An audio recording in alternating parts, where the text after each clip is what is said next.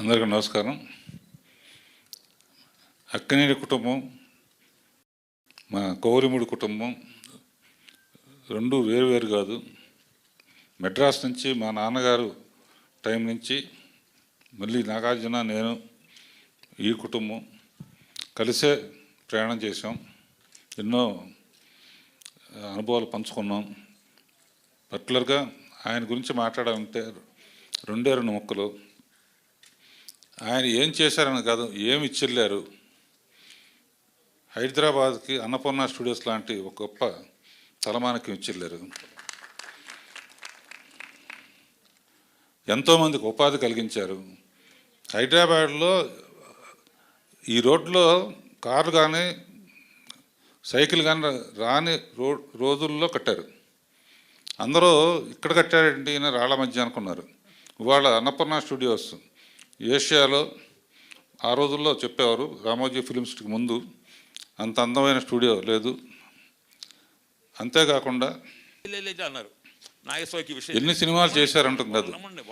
సినిమాల్లో దేవదాస్ లాంటి సినిమా, కాళిదాస్ లాంటి సినిమా, విప్రనాథ్ లాంటి సినిమా, ప్రేమాభిషేకం లాంటి సినిమా, మళ్ళీ అలాంటి సినిమాలు చూస్తామా?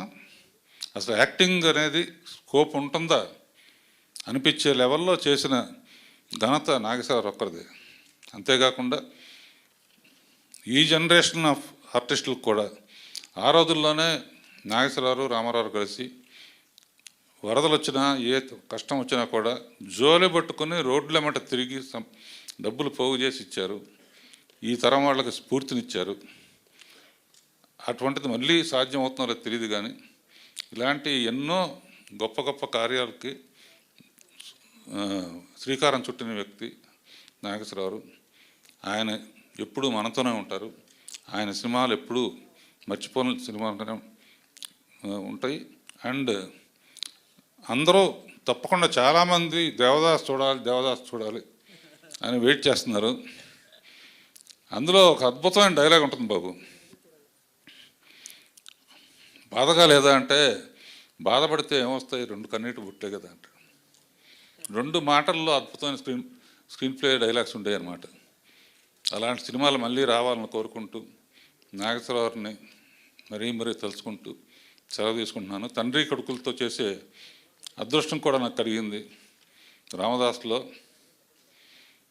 నాగేశ్వరరావు నాగార్జున నమస్కారం పెడితే నాగేశ్వరరావు నమస్కారం పెడతాడు. ఏంటి ఈ షాట్ అన్నాడు ఆయన. గురువుగానేమో నాగార్జున నమస్కారం పెడుతున్నాడు. తండ్రిగా కుటుంబం చూసుకోవాల్సిన బాధ్యత నీదే బాబు అని ఆయన నమస్కారం పెట్టాడు అనమాట. ఆ ఉద్దేశంతో తీశాను ఆ షాటు. ఇప్పటికీ మర్చిపోలేని షాట్ అది. And I'm very lucky to do with father and son. And next generation చూస్తాం, వెయిట్ చేద్దాం. All the best. ఆయన ఎక్కడున్నా మనతోనే ఉంటారు. డాక్టర్ పివిఎస్ రెడ్డి గారు ఇండియా